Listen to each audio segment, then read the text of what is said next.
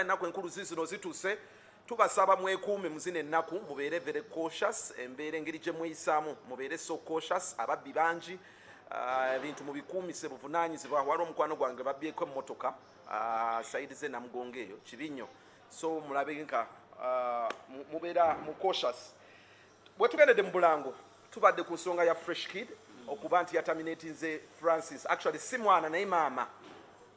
ne taata bayise lawyer waabwe ne bafuna management empya. First of all, do you olowooza ani musobya kuba omwana ono is a victim of a situation ku maama ne taata ku management ya maama taata ne Francis ani musobya osuubira? First sigenda kugamba nti ono waliwo kansoke mpe ekirowoozo kyange nga we mulaba trends za music zonna we zitambula nti abayimbi abasinga batandika tebalina then okwe bakumbira wamala ofuna bwati bonna 80% abayimbi abatandika bali yala we bakula tebasigala na bamanager baabwe ba Joe Steady, Irene Ntale, you know, the bayimbi bangi. So this is the trend in the music industry nti oli kastamala ofuna kasente tayagala kumanya n'ekirala. What were the terms Francis ngajja omwani wa maama okitegeera bano baali balowooza tebasuubira ssente zonna nga tebalina kye basuubira kati akasente bakalabawo muganda wange bizizemu ne balooya waliwo n'ababawo amagezi why not kanabo badimandinga akasente ono katasobola bawa because he invested something in this boy. What hasn't Francis done right okulaba nti tasigazza mwana mu kyensuubira Francis kyatakoze mu butuufu basically sayidi zonna zirina bye zitakoze mu butuufu kubanga butunu taata wa fresh kid naye yennyini yatuuka n'ayagala erinnya era ebimu kubisiza omwana we n'okutuuka okubeera nti abantu babadde bamuggyako ebirowoozo era kyala abantu bazzeemu katulimu bajjukiza nti wali wabaddewo fresh kid ti taata yajja ne kalifaganaga ne bajjaawo taata n'aswipingawo omwana we n'amutwala so ekyo kyali kikyamu kutegeeragana kakati Francis n'alemwa okukwatagana n'abantu bano tutegeeragana ye n'asigala nga ye nga Francis omumanyi musajja ye amanyi nti nze ndiwo era kyobula bw'ogenda mu bamawulire wansi waliwo ababadde batandise omulwana because is this guy gotonyigira mu ttooke nti ebiseera ebimu waliwo olina okubendingamu n'ogamba okay ekyo kisigale nga kitambula bwekiti naye ye yasigala nga amanyi nti nze ndi w'amaanyi kwevo omanyi nti Francis ono ku bivulu ebisinga abadde takkiriza baana kuyimba baana balala nga fresh kid kwali so it is really ng'abakuba enkokola wano waliwo ekivulu kya Robin Sanyu omuvubuka oyo teyakkirizanga baana kino ekya Emmanuel ekyo si ye yali in charge naye bw'otunulira entalo ze yalwalira mu kivulu ekyo Francis ye musajja wa ntalo era kyobulaba okumuggyako obujja omwana yabadde tag of war nti ye mulwanyi nti ne boba mu kivulu ekyo walaba posti ze yakola simanya abantadde mwampisa okuyimba omwana ayimbe muganye okumulabisa Emmanuel muleesewo ba fresh kid abammwe so ye mulwanyi wa ntalo kambuuza Dr. Kwefu Francis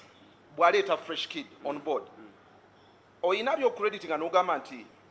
Francis thanks to you ono mwana thanks fresh kid mu kujja yali talina wa mawulire n'omu gwamanyi Francis ye yajja mu pressinga n'amuleeta ku interview n'amuleeta eno kati n'amuwa hype ekyo kimu kreditinga era ono agenda okumudira mu bigere talina kyagenda kukola kipya agenda kuba bakamulamu zino ezisembayo Francis taata yagambye nti ebimu ku byasinze okumuleetera okumuggyako omwana we ze ssente abadde taleetangayo receipt esukka kakadde nti buli bwamugamba nti tuyimba batuwadde emitwalo 3 Jackson kambuze ng'omusiru igwasa basente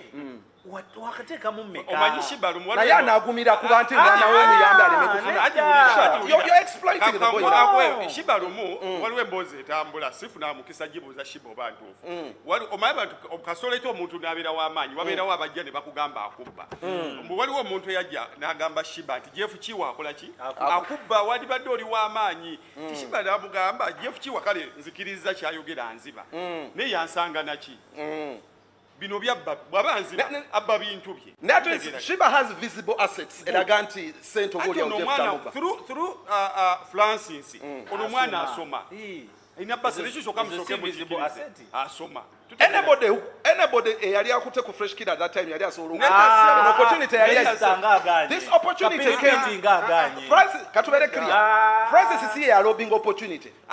yanonyo mwana yamunonya ne opportunity esanga muntu ali ku stage ku luguudo omuntu bwata kujja mabega wa kizimbe kussa ku main motoka zikuyitako kakati ono yamujjayo mabega wa kizimbe namu staging bulungi omukisa we guyitera omukisa we gwajja nagukuba omukono ne gumuyinza ne Dr. Kwelfu nabadde ne Kalifa gwembadde nina okubeera naye nangamba ye kyabadde alowooza kale tawagira taata fresh kid naye agamba manager Francis at least by now yani badde amukoledde nti tulina ebyapa by'ettaka mu fresh kid n'atwala bannamawulire n'abalambuza miliyoni mukaaga tosobola ka ploti emmotoka bayina ya Texas fresh kid yani badde n'akamotoka ke nga kaliko fresh kid kale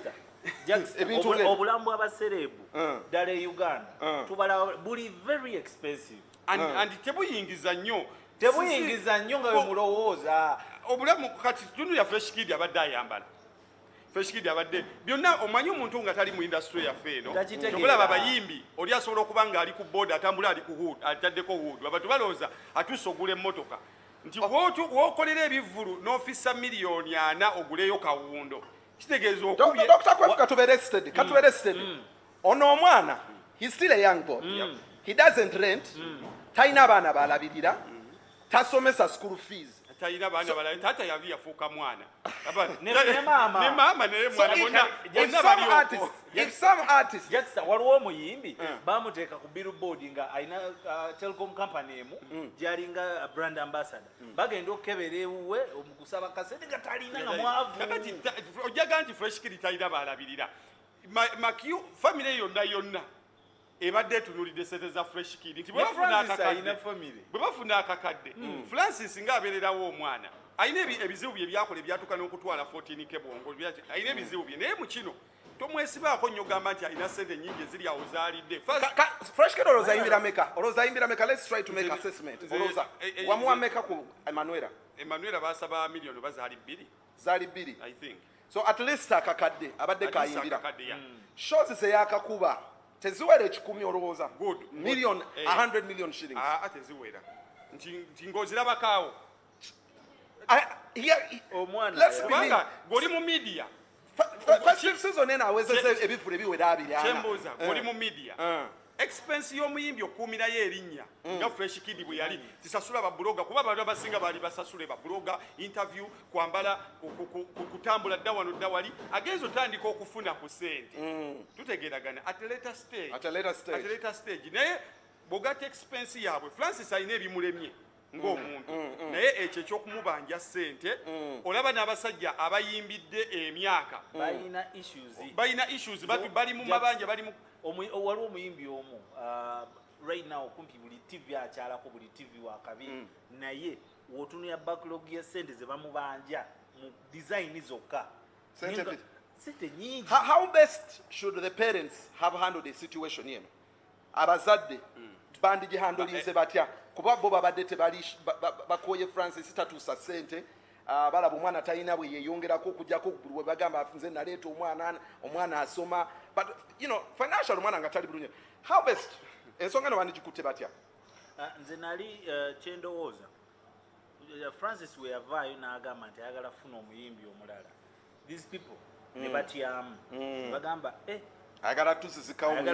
omwana waffe agenda kola ki ne batandika okufunamu enkenyera is the architecture of embeera eno yonna okubeerawo I think maama w'omwana ne taata balitudde because tebagenda funayo muntu ategeera ku managing mwana oyo more better than Francis amubeereddewo mutuula nga mune sente ziyingira mmeka tufunako mmeka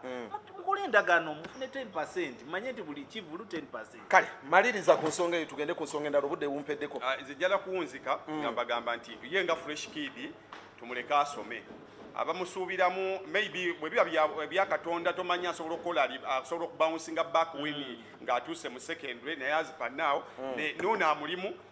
agenda kukamulamu busembayo naye ng'abantu kwegenda performance ezisembeyo abantu bamulaba bulabi kati tulina abaana bakuba bezekeri bakuba bafelisita bakuba ate n'abantu eri waawo factor yabavaamu kati okyaza muntu n'omutuuzaawo nti fresh kid ajja ng'ogyeko oluyimba lw'abambi akubyewawo ennyimba yakuba victim n'akuba